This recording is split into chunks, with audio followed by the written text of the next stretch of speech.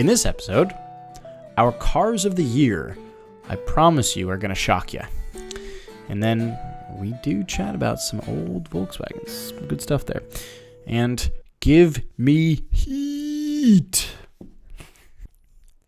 Welcome to episode 157 of the We Are Auto Show. What's up, Derek? Mr. Michael Rowell, it is the new year. Happy New Year. Yes, we've made it. We have made it to the new year. Do you know what we've done? Well, we've done many things. No, we've completed our revolution around the sun. We did it. We did. Yet again. Yes. Let's all celebrate. Yes. Because if we don't celebrate, it won't happen again. Is that how that goes? No. Oh. We just celebrate this thing for the reason of start celebrating the thing. Well, it's so that we can spend money on things we don't need. It's kind of silly, isn't it? When you think about it that way. It's kind of like Valentine's Day. It really is. Very much so. But I love telling people that. We did it!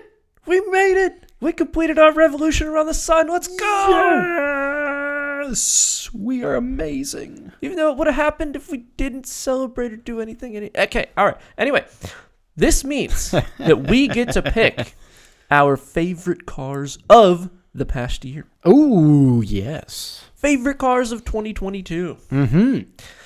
Let me kick it off. Okay. With an absolute banger of a car. Oh, what you got? You got a Z06. You got Rally Lamborghini. What you got? Back in episode 137, if you want to go back and take a gander, we talked about the best car of the year.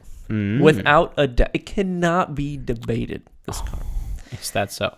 Yes. It is a 2023 Buick GL8 Century minivan.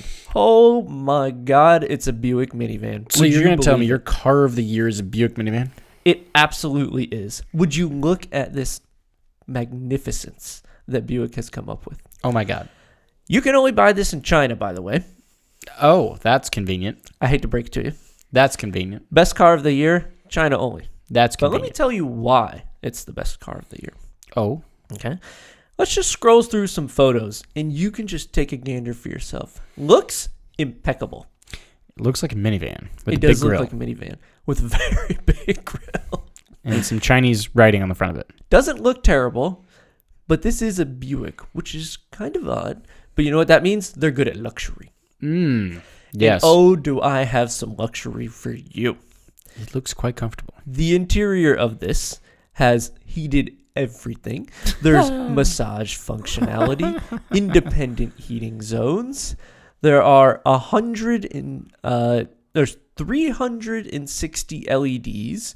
162 of them flash and give you the whole iconic feel of the stars in the ceiling. So twinkling stars? Yes. It is. Oh my God. And who's the other manufacturer that does that? Rolls-Royce. Ah, Look yes. at that pinprick roof. I mean, come on. I like how in this picture, they've obviously positioned this on the top of the mountain because you just see clouds. It looks like it's the inside of a private jet flying through California. Does it not look like that?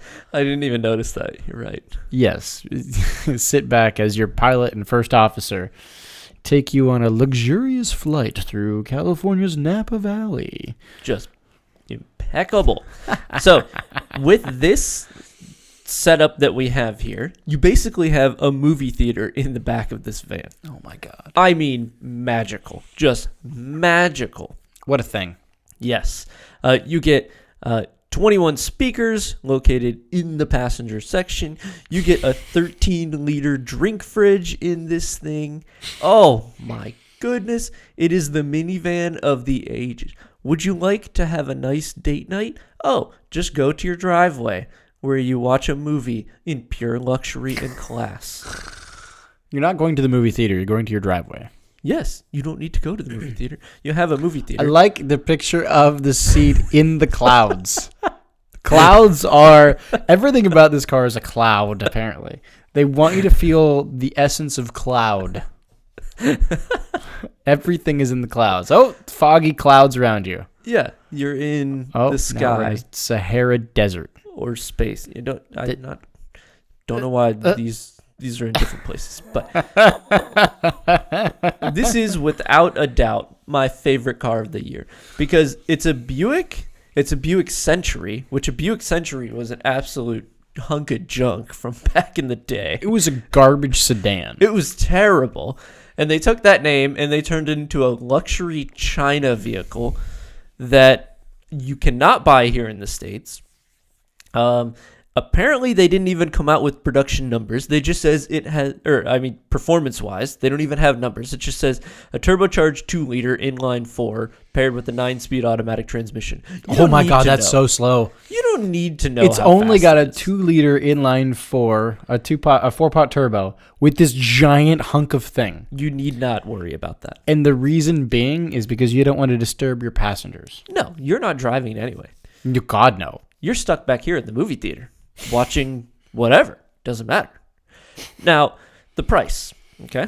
You expect to be paying very hefty for this. Yeah. I mean, it's pure. This is Rolls-Royce equivalents from a luxury brand maker. Buick doesn't really fit that category. Anyway. No. Starting around $75,000. That's the cheapest, most luxury thing I've ever seen in my life. It's not actually that bad. No, the price is you not actually bad. even have speakers in your headrest. Go back a picture. It's amazing. Look at the headrest. Look. Talk about surround sound. Oh my God. Holy moly. For 70, how much? For $75,000. That is the base trim. The highest possible trim that you can get is $97,000. That's the one with the movie theater and the crazy seats in the back. For under $100,000, you can have a rolling movie theater. Oh, I gotta tell you, if that was sold in the States, would I buy this or would I buy any other luxury SUV? For $100, this or any of the other big brand luxury SUVs for $130, $120, like this or a Cadillac Escalade. No, this blows it out of the water. It's not even close. This is the car of the year. I'm telling you. It's something. It's a Buick minivan that you can only buy in China. It's a goddamn Buick minivan that's sold in China. And we'll never see one. I would like to sit in one. I really want to. I want to be driven somewhere in one. Someone please buy a 2023 Buick GL8 Century and bring it to the U.S. and let us know. Because that is the car of the year. What a weird, odd thing. Magical is what I call it. What an odd thing. Never thought I'd be saying that, but that's my car of the year. Do you have one? It's not a minivan. I do have one. It's very much not a minivan. Okay. It is something that goes into my typical brand of choice. Oh, I see where this is going. Oh, yes, it is. It's going that way, but I have news. It is not a 911. It's not the new GT3 RS. Correct. Okay. It is the 718 Cayman GT4 RS. My car of the year is not a 911. It's a Cayman. It is shocking, I know. Why? That is about as shocking as you picking a minivan for me. To be honest, yes. It's not a 911. It's not a 911. If you would have not gone Porsche, we would not have made the next revolution around the sun. I think you're probably right. I think the world would have just exploded. Yes. Right? Tell me why this Cayman is better than a minivan. Look at it. I'm looking. It's amazing. It's a sports car. It is a mad sports car. Yes. Okay.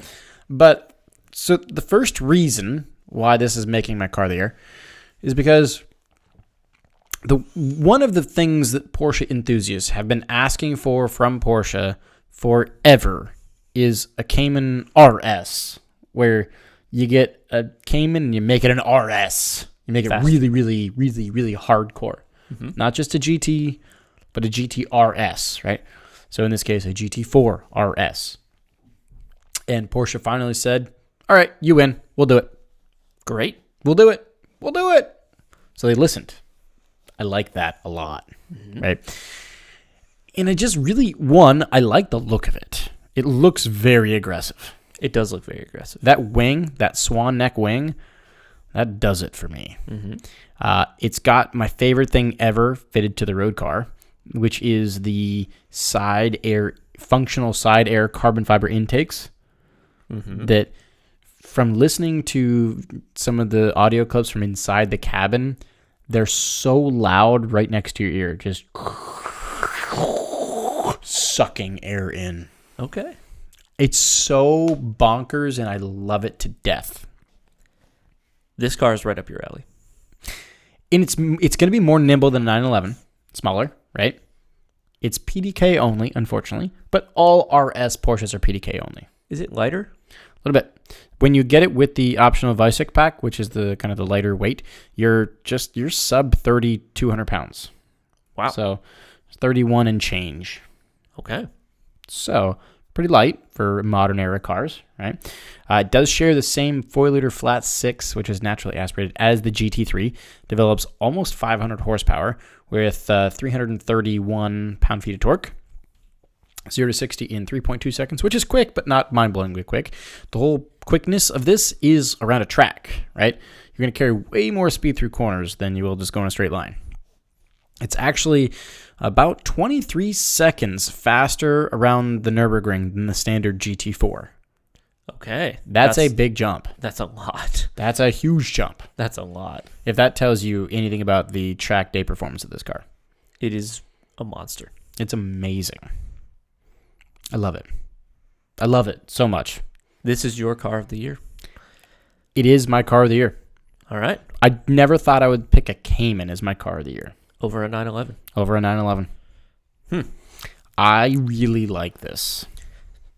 So, a small sports car made from Porsche and a moving minivan movie theater thing in China. Is this not the perfect two-car solution? Really is. What's your ideal two-car solution? A minivan and a Cayman. No, you just leave it at Buick Century Cayman. Yeah, that'll work. Perfect. Yeah. People will look at you like you've gone mental. Yeah.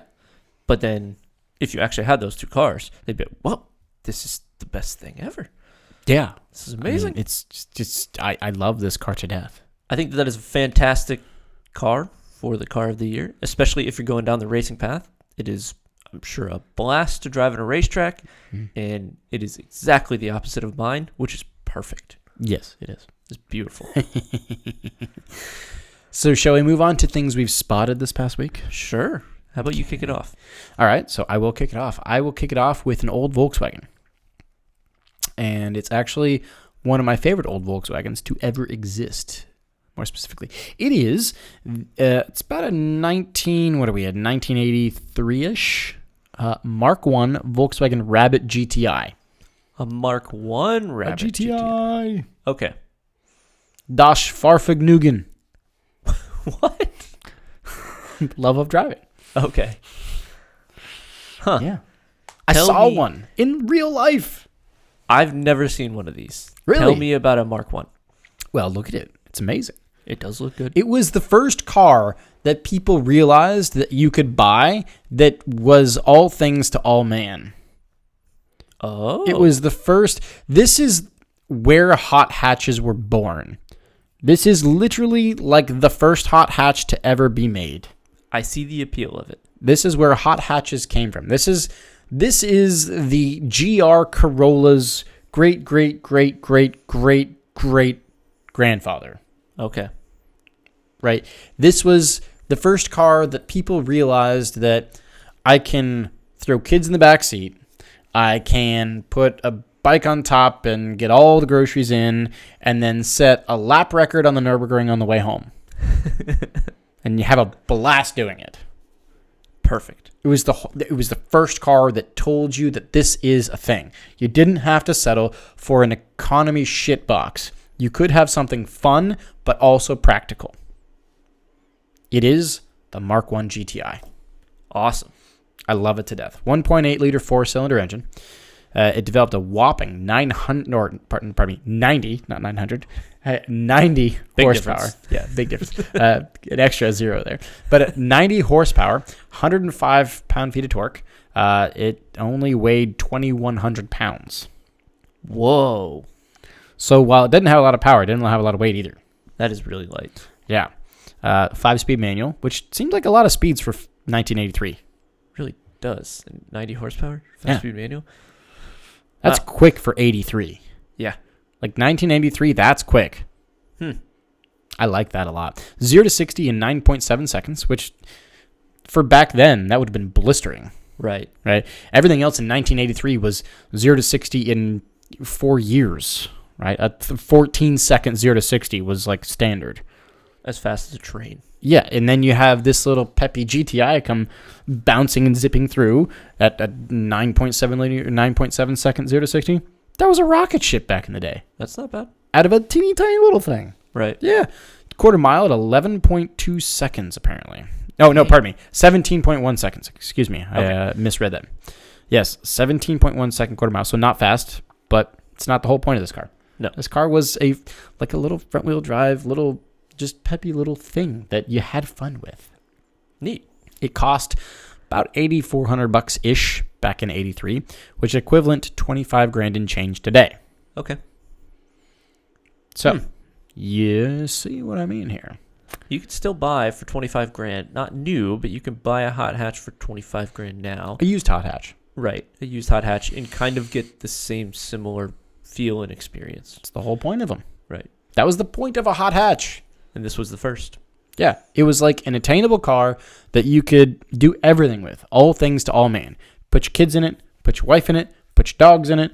Put your groceries in it. Put your bikes in it. Put whatever you want in it. And then have an absolute utter blast tearing up the on-ramp of the highway as you get home.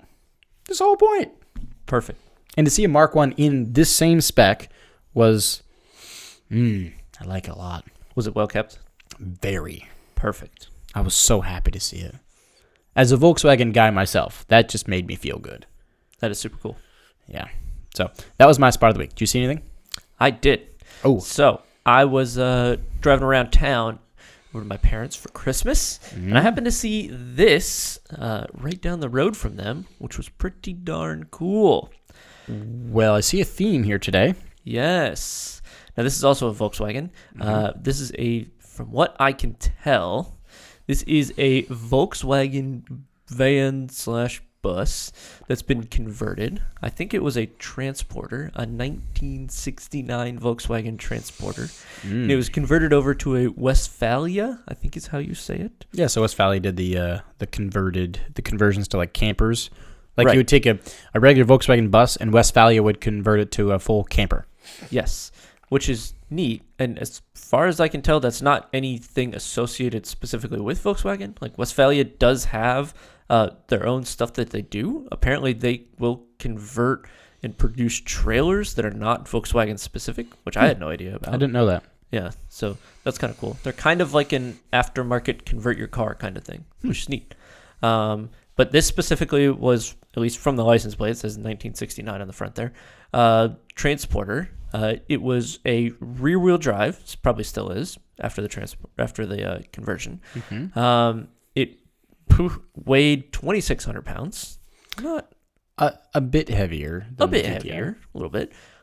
Had a ripping 1.6 liter boxer 4-cylinder. Yeah, baby. Opposing little tiny pistons, making a whopping 60 horsepower. Okay. So the old GTI made 90 and weighed 2,100 pounds. Power to weight on this ain't great. It's bad. 82 pound-feet of torque. Oof. At like maximum revs. Not great either. And it had a 4-speed manual, and the gear shifter is on the floor, and you are throwing that puppy around. Yep. Think of a truck. You are hucking it. Yes. So I was able to find a Mecum listing of one, so you can see the interior and how they look. Yes. Look at that with the pop-up roof and everything. Yes, they are amazing little things. I would love to be in that for the Rolex. Oh, this is the perfect vehicle to bring to a race. And there are so many of them at Sebring and at races all across the country. You will see a bunch of Westphalias. Specifically at Daytona, when you're at the Rolex 24, you'll see the Brumos Club. Mm-hmm. And you'll see all of them there's probably 5 to 10 of these lined up. Most of them have been converted or modded to whatever they want. And they have Brumos liveries and a whole bunch of Porsche and VW stuff around them. And they're super, super cool. You can see that gear shifter just sitting on the floor. Good Lord. That's the length of a leg. Let me shift from your knee to your toe. Have you ever had to drive one of those? I haven't had something with that throw of a shift. I've driven a diesel truck that has a throw like that, and it's kind of fun. Did it take you a year and a day to get from first to second gear? No, but it took me a year and a day to find first gear. But once you got it, you're fine. You're like, it's way over there somewhere. Oh, you're just throwing your arm around to figure out where that slot is. And eventually you find it. But it's perfect. I love that. There's a tiny little engine in there making only 60 horsepower. I'm pretty sure lawnmowers nowadays make more than that. It's not a lot. No, It's not a lot. But you don't really buy this for the horsepower anyway. You buy this to go camp around town. Because then your teacups will go shuffling. Oh, yeah, certainly. This is a cool vehicle. This is a super cool vehicle. And it looks like the one that I saw around town has quite the personality to it. With that front tire cover. Yeah, I thought it was fantastic. That is a great spot. Yeah. Such a cool thing to see. Mm-hmm. All right, so then let's move on then, shall we? Sure. Time for I Wish They Would Have. Do you, sir, have an I Wish They Would Have? I do. So it got cold in Florida, which is rare. It actually got properly cold. It did. It got below freezing cold. Not like rare. What most people consider Florida cold, like, oh, it got to 63 degrees. No, it was like actually, there was actually snow in some parts of Florida. Did you hear that? Dang, I did not know that. Yeah, Merritt Island, I think, got a little bit of snow. But that's cool. Nothing accumulated. It just, There was a flake or two that fell. Somebody said, look, it happened. Mm-hmm. Right. So, as I had to drive around in Christmas, got the old BRZ out, started pulling it out of the garage, and man, it was cold in that thing. How was the cold start with it? It revs to 1,000,000 and then sits at like 2,000 idling, and then eventually falls down to normal. And then it finally cranks. It cranks up fine, but initially to warm itself up, it sits at like 2,000 RPM. So as I idle out of the neighborhood, I don't have to give it gas. I can just come off the clutch, let the cold idle bring me down the road. Well, that's convenient. It's convenient and kind of funny, yes. Did you do that the whole time? I've done that, yeah. I've totally done that before, yes. I totally have. But I wish they would have, coming back to that. So I wish that it didn't take so long in an internal combustion car to heat up the engine, which in turn heats up the cabin, because that's how the AC heats itself, right? Mm-hmm. In a nice car. You have to heat up the engine first to be able to actually heat up the cabin. I wish it wasn't like that. I wish that there was either heating coils or another way to heat in that intermittent 2 to 3 minutes that you have to wait. Or you just sit there in your driveway idling at like 4,000 RPM and you feel like an idiot. Right. You don't want to be that guy. But sometimes you're that guy. If it's cold, yeah. Yes. I wish that there was a faster way to heat the cabin of the car. I like that. Yes. That reminds me of when I lived in Colorado. Because the apartments we lived, we had like a parking garage. And I hated, because like, you're not going to go start your car, walk back inside, brew your coffee, and then come back out. Because the parking garage is too far away and someone's going to steal your car. Right. So I would just get my coffee, sitting ice cold in my car with my engine revving to 1,000,000, going, okay, I don't like this. I don't like this. I don't like this. I don't like this. Please give me temperature. Finally. Right.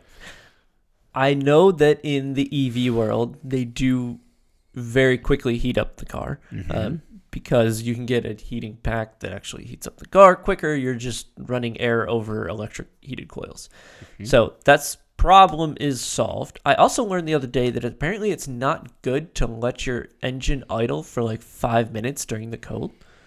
I didn't know this, but apparently you will get less lubrication on the cylinder walls due to the oil being cooler and it just idling in place, and the oil pump is not working as hard from the belts because it's only idling. So it's not actually lubricating the engine as well as it should be. Did not know that. You're supposed to get in your car and actually start driving it around within like a minute or two and not let it idle for like 10 minutes in the cold. Interesting. Yeah. That's what I saw. Has any like actual real damages being done? I don't Or if it's so minor that...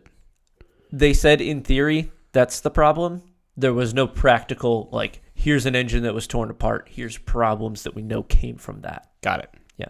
So Makes sense. there's that. So do you have, and I wish they would have. I do. And you helped me come up with this. I wish you could adjust alignment settings from inside your car, such as camber, tow, caster, all that kind of stuff, right? So I wish if I was going to a track day, I could just press a button and more camber or less camber. Why can't you do it? Should be doable. That would be great. I'm just saying, it should be doable. That would be great. If my 3D printer can bed level itself and like figure out a bunch of cool stuff about alignment and whatnot, why can't my car have a couple little pulleys in certain spots and figure it out? I like it. I wish that would be a thing. It seems very doable to me. From a wish I could mechanical just- standpoint, it seems very possible. You imagine going to Sebring and your GT3 RS has a Sebring setting which adjusts your suspension to Sebring, knowing its bump patterns and all that stuff. So funny you mentioned GT3 RS because that car does. You can adjust dampen rating or dampen rates individual by corner of your car from your steering wheel, but not alignment. Right. Camber, caster, tow. Correct. Right. I want all of it. I agree. I want specific camber settings for Daytona, for Sebring, for Watkins Glen, for Coda, for all of them. Because in theory, there is a perfect suspension setup for all the tracks. Going and figuring that out would be a pain in the butt, to be honest. It would be. And that's probably why the manufacturers aren't doing it. Also, adjusting gear ratios would be nice too. That would be more difficult. That would be way more difficult. We're not going to go down that rabbit hole. Got to get more teeth that can interchange with other teeth that would just, oh my God. All CVTs. Let's go, baby. Okay. Please, no. I wish that never happens. So that's all I got for this episode. You got anything? I do not. All right. So then thanks so much for watching episode 157. And again, Happy New Year. Enjoy 2023 and hope everyone had a great 2022. If you are watching on YouTube, please leave us a thumbs up and drop a comment on the video. Would love to chat with you about what you think was your favorite car of the year. See if it lines up with us. See if it's a minivan or a Cayman or something. All right. Don't forget to follow us on social. Facebook is We Are Auto. Instagram is We Are Auto _ and YouTube is We Are Auto. Now, one more big favor. Go out, check out weareauto.io, which is our website. And if you're anything like us, you're probably dying to watch some racing right about now. It is the off season in the racing world, so go check it out and you can catch some of your favorite past races. So thanks again. We'll catch you guys on the next one. Peace.